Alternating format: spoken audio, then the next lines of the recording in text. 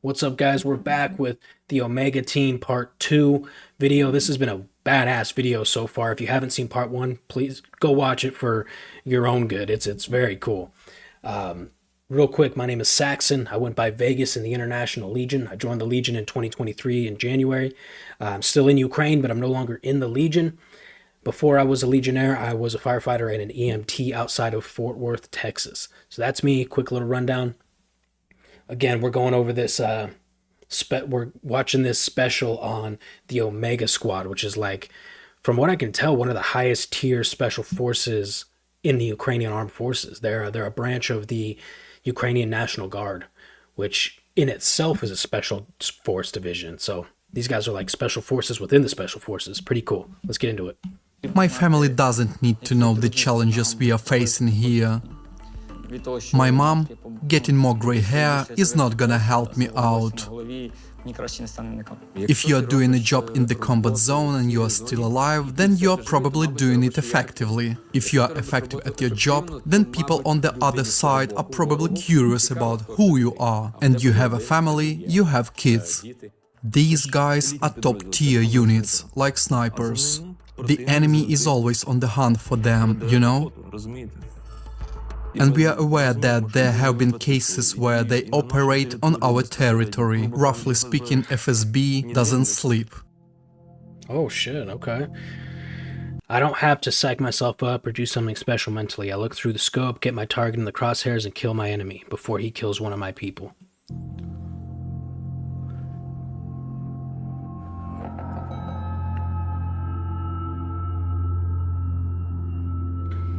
Chris Kyle.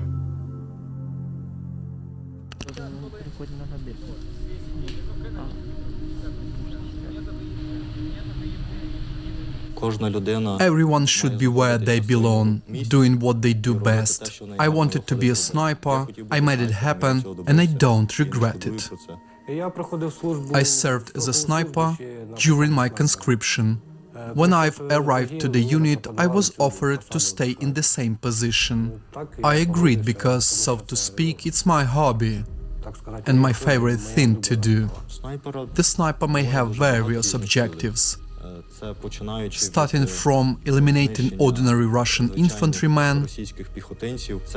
Still, there are also enemy gunners, drone operators, who move closer to the front line to fly their drones as far as possible. Sometimes we were told like there is a sniper team walking this area and we gotta find and take them out. Shit. Sniper, regardless of where. Counter sniper mission or operation, that would be gnarly, dude. That has got to be the highest form of adrenaline and intensity. Just straight up human hunting human, extremely well trained humans. That's crazy. Whether he is Ukrainian or Russian, he's a highly trained military professional in many aspects. The sniper duel is a sort of military romance. When a skilled sniper manages to take down another trained sniper, Wow. it's about 90% just luck. You've got to remember, it's not just about spotting the enemy, it's also about staying hidden. It's about having a prepared and well-concealed position. Everything must be done so that the enemy doesn't notice any changes in the landscape. That's a big rifle, dude. The concept of a sniper kit goes beyond just a rifle and an optical sight. It includes a rangefinder, a weather station, and a ballistic calculator. It also involves the preparation of the shooter, ability to identify a target, determine the distance to it, make adjustments, and effectively handle all this data, which can also be constantly changing. Just hitting the mark doesn't make you a sniper. The toughest part, I think, is overcoming yourself. A sniper has got to know when to hold off on the shot if he ain't fully prepared. Maybe he hasn't timed his breath right. Another big thing for a sniper is to realize that taking a shot right now means giving away his position. I mostly operated in daylight. Spotting targets at a long range through a thermal scope can get tricky. I prefer working at night. Using thermal scopes is simple. Just press the rangefinder button on the scope, already integrated into it. It automatically calculates all the data for me. All that's left is to aim and press the trigger. The comfortable distance for a sniper to walk is about a kilometer, up to 1200 meters. What the farthest you have had to walk? Almost 2 kilometers, 1950 meters. Snipers typically treat their weapons with great respect, rarely letting anyone even hold their rifle.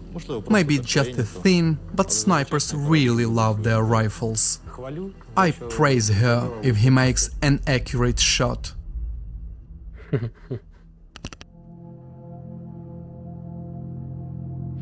No trooper, no special forces operative wants to sit behind a desk. We joined up to kick some doors down.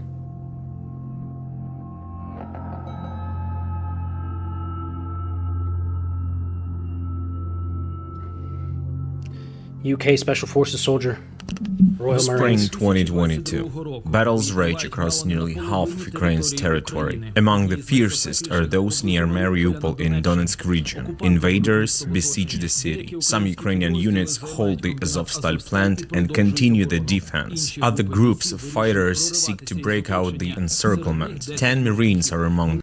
If you haven't watched our the video we did, react video on the Azovstal industrial plant where there was a bunch of soldiers and civilians trapped, you gotta go watch it. It's one of the coolest videos we've seen. They do some really high speed, low altitude helicopter flying to evacuate personnel from the Azovstal plant. Very cool. Check it out.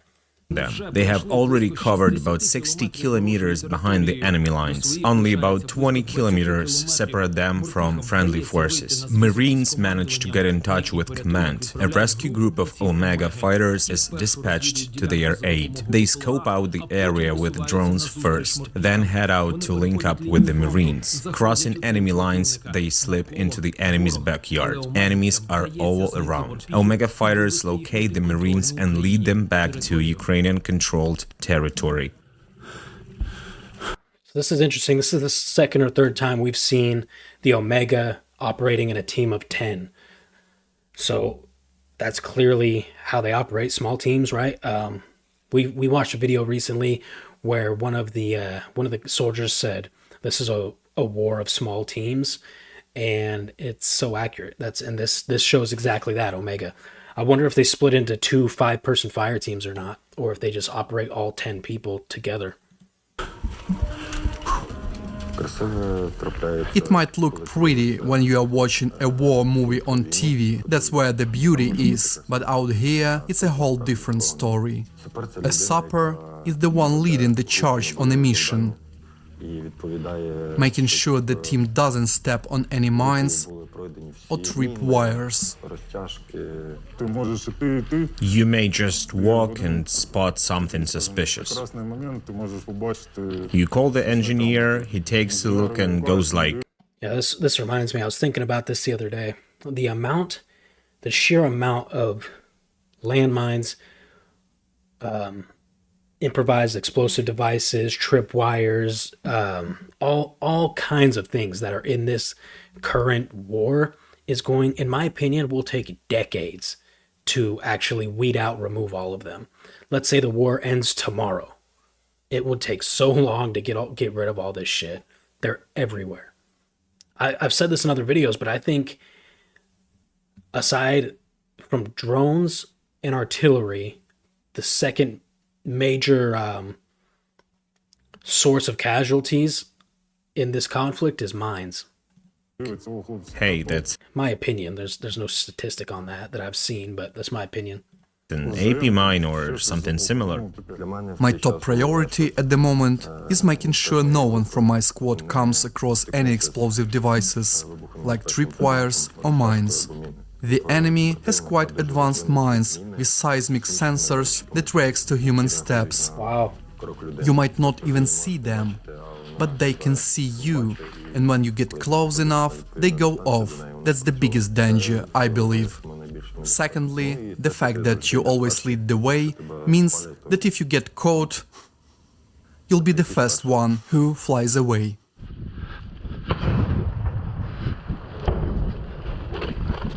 Go, go, go! Distance varies. Today you may have to walk just 100 meters. The other day it can be 5-6 kilometers. Right now I'm working with anti-tank missiles.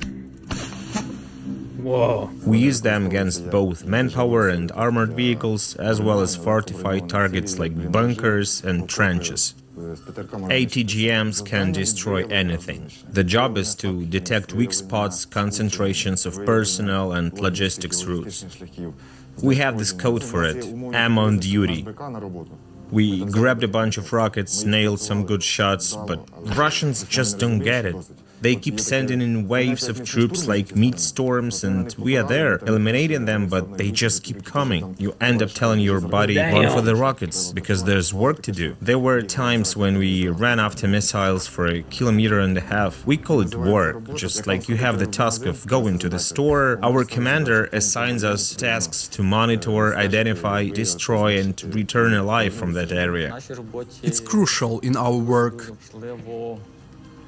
to notice everything and react quickly to changes in the situation. A scout has a task and all the tools in his brain to accomplish it. We are out there scouting passages, locating enemies, digging out information from places where radio communication equipment and UAVs can't reach. Sometimes we gotta sneak out into the woods at night, just to listen in on the enemy vehicle and figure out where they are heading, maybe even count numbers by sound alone. Nowadays, recon is all about the tech stuff, and it's really good at it. Also, there is no need to risk human lives by sending them somewhere, especially considering that electronic devices can do it more effectively and see more.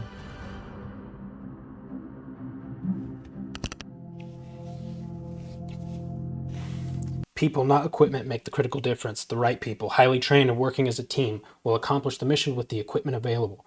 On the other hand, the best equipment in the world cannot compensate for a lack of the right people.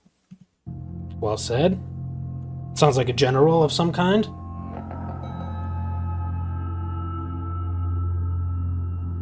Nope. In 2014, I was unaware of drones and didn't even consider their existence, right? Now they're constantly making their presence known to me. I can imagine what could have happened to us and what the consequences of this aggression might have been if we hadn't developed one of the worst jams. Aerial recon. If there are many drones, you can understand the entire front line and monitor it 24/7, and this is very important. You can see any movement of the enemy. Drones are best at detecting movement. If the enemies hide out, camouflage themselves, it is difficult to visually detect them. But if they start moving, you notice it fast. And then you can send in the artillery, grads, or whatever. We must realize that as scouts we are one of the priority targets. I talk about this every time I see it, but this is another example of Posadka. I've had a lot of people ask, like, where are the trenches dug? Are they dug in random positions? Where are the, fortifications made for the infantry? Always, always, always in these Posadkas. They're wooded areas, long strips, at least a couple kilometers long, that divide up the farmland in eastern Ukraine. These are Posadkas. So dug all up in here are little holes, trench systems, bunkers. We must realize that as scouts we are one of the priority targets. And we are being hunted. Just as we monitor them, The enemy tries to observe us. They're looking for where we are flying, how we are flying, so we gotta find our spot to walk from. Just walking somewhere and taking off is wrong, because you're exposing the group to danger as well as yourself. You need to find the position by walking on foot to see where you can take off from. It's one thing to study the map, but when you get there, you may see different landscape. Then you return for your gear and start flying. Firstly, aerial recon operator gotta be a top-notch spotter who can feed info. Secondly, when you're on the ground, you gotta put those skills to do your job. Drones are like your extra set of eyes. So military training is a must for everyone, cause this ain't a game, and even if it were, it's a darn expensive one. You can't save your progress here, reload the level, you're playing and the bet is live. It's when you're droning and either we're under attack or the enemy is getting hit. Seeing people die, man, it hits hard and you realize this ain't movie. It's all going down just a few kilometers away. Commanders are on the ground, they can see the situation as clear as day, if it's all set up, of course, so they can make correct decisions and, most importantly, timely ones. Battalion commander now operates at the level of a brigade commander, managing his units and attached forces, which may include artillery, even tanks. Now they can control them during the assault just by looking at the screen. 2 years back it felt like something out of a movie. But now it's reality.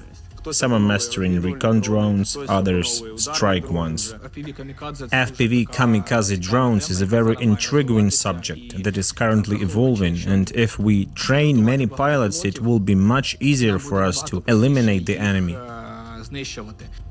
If you destroy certain equipment, the enemy can no longer transport ammunition, personnel, and so on. The more equipment you destroy, the harder it becomes for the enemy to advance further and consolidate positions. On the Telegram channel we see a 30-second video where guys drop grenades on their opponents' heads, and everyone thinks, wow, that's so easy. But the truth is, no one knows how many drones went down, how many grenades didn't fizzle out, how many times things went boom, how many rides it took to get to some spot just to get that 30-second footage. This branch will undergo significant development, but we must remember that until the infantry's foot touches the soil, it remains nobody's. I know that I will be called upon to perform tasks in isolation, far from familiar faces and voices. With the help and guidance of my faith, I will overcome my fears and succeed. Creed of a U.S. Special Forces soldier. June 2022. Fierce battles rage in Donbass. Severodonetsk and Luhansk region is a real hotspot. Invaders attempt to seize the city.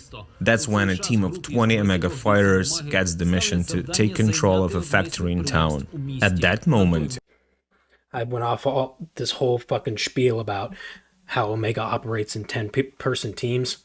Then now there's 20. So, anyways, it was controlled by the Russians. According to intelligence, they outnumbered Omega by at least 8 times. Despite this, through swift maneuvering and precise planning, special forces managed to dislodge the enemy. Most of the invaders flee, while 6 are captured. For the next 4 days, Omega and adjacent unit hold the factory while Russian artillery rains down.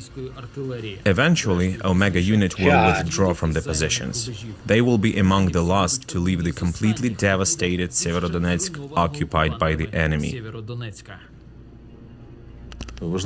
Training, real combat experience, firmness of character, intellect is very important.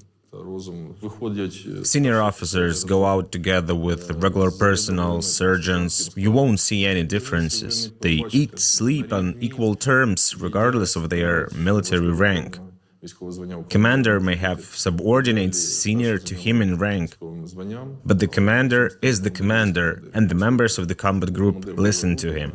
If you were to say when a Special Forces soldier encounters a regular infantry unit on the battlefield, yes, he has the advantage. If a Special Forces soldier encounters another Special Forces soldier, it's an even match. And here, creativity must be highly developed. How to outsmart, that's what the commander is constantly thinking about. If you are not constantly improving, you are falling behind the enemy. The enemy has professional special forces, and if you are not learning, they might be. The enemy behaves aggressively, much like we do. They are fired up as we are. So, while we fight for our country, they believe they are fighting for theirs too. Even a newbie who got drafted 2 months back learns a lot on the front line in 2 months if he doesn't die. That's how he starts to become a halfway decent soldier. Throughout Russia's history, there has been a war every decade. They've got a professionally trained army. But at the start of the war, it used to be a real mess. But now, they have learned a lot from us. They are adopting new battle tactics. Previously, they used to storm in columns, whole brigades, regiments. Now, it's all about these small group hits. Contacts occurred at various distances, the closest around 20 to 30 meters. Picture this. You're in the middle of a firefight, blasting away. Then you glance over, someone's sneaking around, could be our guy, could be theirs. How close did I get to the enemy? 1.5 meters. My buddy and I took out 5 invaders at a distance of 1.5 meters. Jesus. For a Special Forces soldier, it's important not only to master the weapon, but primarily to master oneself, to control fear and thoughts. As they say, only a fool isn't afraid. The sense of fear helps to focus attention. You see more, hear more. Analyze more. This is such a good point, and this drives me nuts when you see these people talk about they have no fear in the combat zone, or, you know, they just try to act like macho man tough guys. Like, nobody wants that. If that even is legit and they have zero fear, nobody wants that guy on their team because of this reason right here. Only a fool isn't afraid. The sense of fear helps to focus attention, see more, hear more, analyze more. It's true. Fear heightens your sense of awareness. Point blank, period. If you're just going into a combat zone the same way you walk into a store, I don't want that guy on my team. Analyze more. We can control our fear. What will you turn fear into? Adrenaline giving you strength, or sheer terror driving you underground, hiding your head like an ostrich? I choose adrenaline. It may even shake me in such situations, but I turn it into additional strength and resilience. I can tell when fear turns off. It happens when a medic gets tunnel vision. There you see only the wounded, his injuries, and you start doing your job. An infantryman's job is to deliver his enemies into the waiting hands of death. It is Doc's job to protect his brothers from death, to knock him aside and say, "Not today." Veteran of U.S. Marine Corps, Adam Fenner. Being a medic is like top-notch add-on to other military roles. It so happened that I'm now the medic in the group, and I also serve as the tactical medicine instructor. Having a medic everyone trusts is a game changer for morale. Big time. The group understands that the chances of survival are significantly higher. Once you're out of the combat zone, our guys take their trainings way more seriously, and they are into them. Before, it might have felt like a game. But now, when you're on a tight spot on the front line, you realize it's no joke. There, this game saves lives. I got 2 wounded in action, conscious but hit with shrapnel. Need evac. You copy? Over. Griffon, this is Brigadier. From 6 o'clock, Demix and Yenot groups are moving forwards your position. Move out to meet them, provide assistance, establish defense by 360. Tasks like today's, we call them scenarios. I take scenarios from real life. It's either my own experience or the experience of my buddies. But in war, there will never be this scenario you already rolled out, because there is no Ctrl-C, Ctrl-V, it's not about war.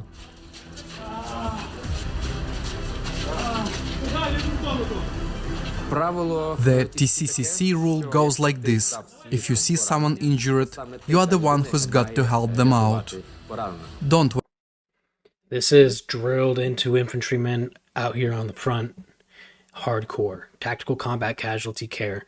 One of the main parts of this TCCC is knowing the fact that the main cause of death out here on the front is massive bleeds. So that's why tourniquets are harped on constantly.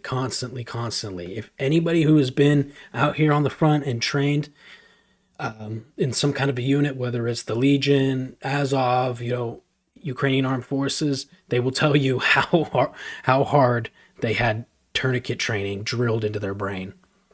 I was a combat medic on the front as well.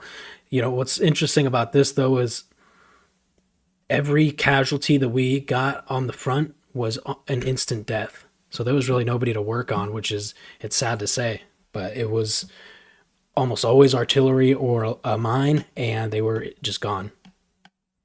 Wait for a medic. Take action yourself. What hurts you? What is hurting? Here, probably got hit. Got hit, understood. Let's take off the body armor. Right side. I'm checking for massive bleeding. You take off the body armor. Now you're exhaling, brother. On the count of 3. 1, 2. Chest seals, right? You go through your primary assessment. You put your hands under their plate carrier on their back, around their neck, see where the blood's coming from, if any, and then you pull out your IFAK and administer aid accordingly. So if he has a hole in his back or his chest or his stomach, you want to put one of these chest seals on ASAP, which typically will allow air out but doesn't allow air in, so you're not getting that, oh shit, I forget the name of it, pneumothorax or pneumothorax. Basically when you get so much air in your sternum, your chest cavity, that it starts putting pressure on your other organs, which can cause organ failure, suffocation. Chest seals typically stop that because they have basically an exhaust tab, so air can escape, but it can't come in. 3. Exhale. You must be trained, seasoned, as we say, at least in tactical training, not to mention combat conditions. A medic after combat, that's a lifesaver. There is never enough of medical help, because the main rule of a combat medic is to be hungry for it. You gotta provide all the help the wounded in action needs. You never know what's gonna happen in a minute, in 5 or 10. Brigadier, I'm they are bringing one out. How is he doing? Nobody is safe from a sudden close encounter with the enemy. A new casualty can always appear while you have used up all your medical supplies on a person you couldn't save. Throw my legs over there. Dude, you don't need them anymore. Medicine, if not the most important, then definitely comes right after. Since we are here to fight for Ukraine, not to die for it, combat training is the number one. Nevertheless, being a combat medic is not just about evacuation. A medic can very well be a combat unit too. 2 o'clock enemy's vehicle. Javelin. Use the javelin. Need one more to help. Need one more to Spartak. Combat medic is a rifleman first, right? You got to put down the threat before you, typically the immediate threat. If it's going to cause you not to be able to operate and administer aid, you've got to put down that threat first. I'm cold. I know, buddy. The toughest part is the care on the fire zone, the area where you're right on the thick of it with the enemy. In addition to continuing to engage in combat, you also somehow have to provide medical assistance. That's why we teach combat medics that in the care on the fire zone, when the enemy fire is intense, we don't do medicine, because our gunfire is a way more useful than medical care. Move, I've got your back. If we effectively kill the enemy, then we won't have to save our own lives. Yeah, better I'll turn it all off. By the way, that's the voice of my comrade.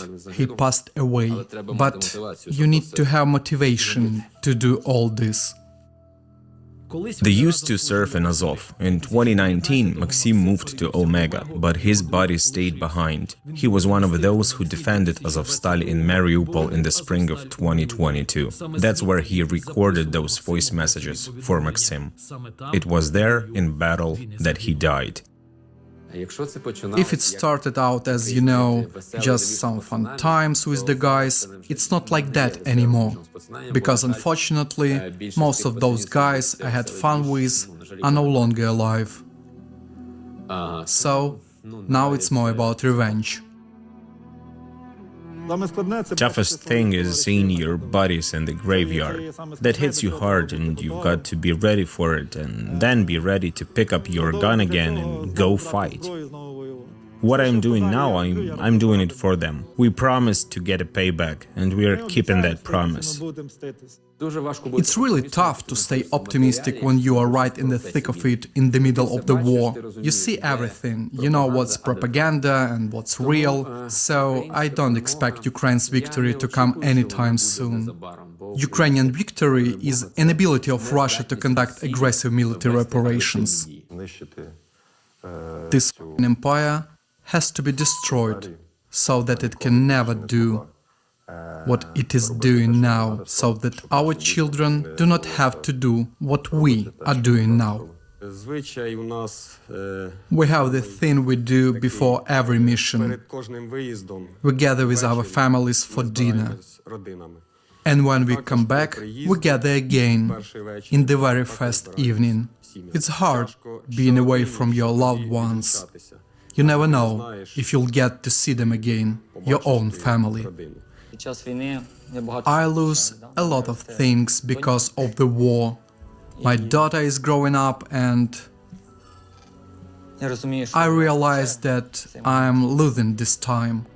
My wife isn't just a friend, she's my better half. She means everything to me. I'm getting goosebumps just thinking about her. I remember February 24th, which was the toughest day for me. We were living in an area that got occupied. We have a toddler who's just 6 months old and my wife had to drive to her parents' place for 25 hours, passing through checkpoints and traffic jams. Waiting was the hardest part for me. Finally, she called me and told they made it home, everything was okay with them and I felt relieved.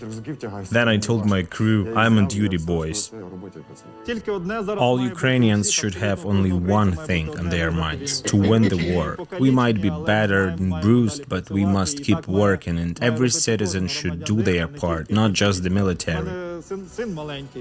I have a young son and my nightmare is him serving in the Russian army, going to some country to kill people just like they are coming to us now. My son will not serve in the Russian army. I always think about the people behind me, my family, my parents, my colleagues and all civilians. I'm a soldier, and the meaning of my existence as a soldier is to protect civilians, if they strive for this protection. This is what prevents me from giving up.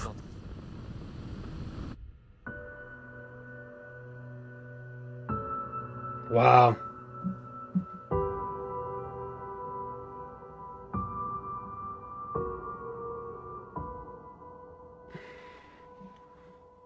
Whew, that was good, man. That was really good. I'm glad we found this video.